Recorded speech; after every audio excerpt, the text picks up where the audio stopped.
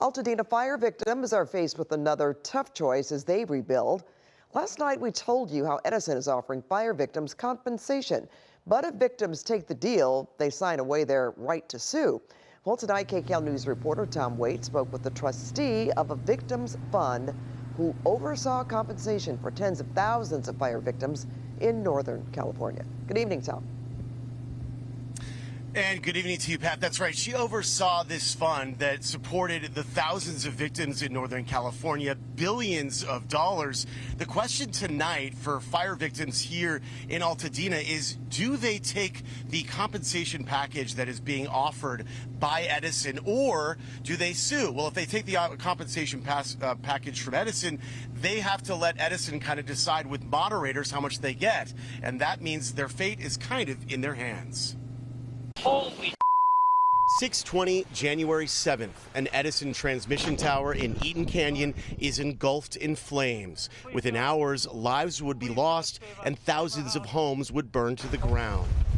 While there is still no official cause of the Eaton fire, Edison is now offering fire victims compensation. But there's a catch. If you accept the terms of their compensation, you sign away your rights to sue Edison.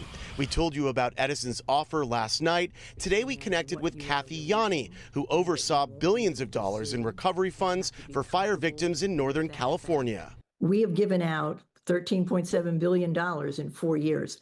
That is mind-bogglingly fast. However, it took us, when we started Fire Victim Trust, there was no manual on how to do this. Yanni was a trustee in charge of calculating how to compensate 70,000 fire victims, including those who lost their homes in Paradise. She says Eaton fire victims need to look closely at these details. I think it's really important to understand how the program's going to work, what the damages categories are, what kind of information you're going to need, like, the deed of the house, the tax records, business records, personal injury claim, you're going to need medical records.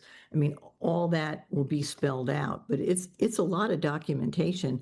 And on many people, as you can imagine, it's really hard on them. Yanni says Edison's deal might be the best option to avoid lengthy litigation, but attorneys like Douglas Boxer of LA Fire Justice disagrees. We know that this payment to survivors and victims, it's not going to be quick, it's not going to be easy, and it's certainly not going to be equitable.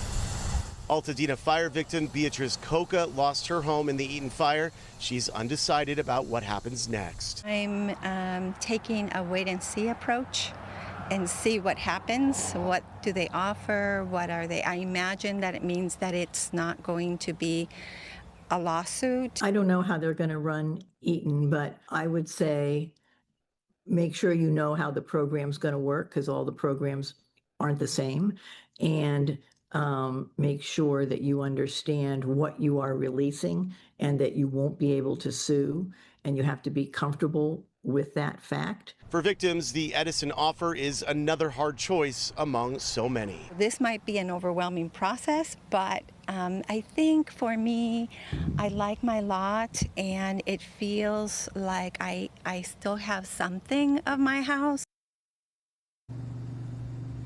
Yanni says she did face a number of complaints along with her team as they were releasing the billions of dollars in compensation for the fire victims in Northern California. But she says a lot of that had to do with the fact that this was a new system. There were tens of thousands of victims that they had to work with. They had to build the compensation system from scratch. Edison says they will begin the compensation program this fall.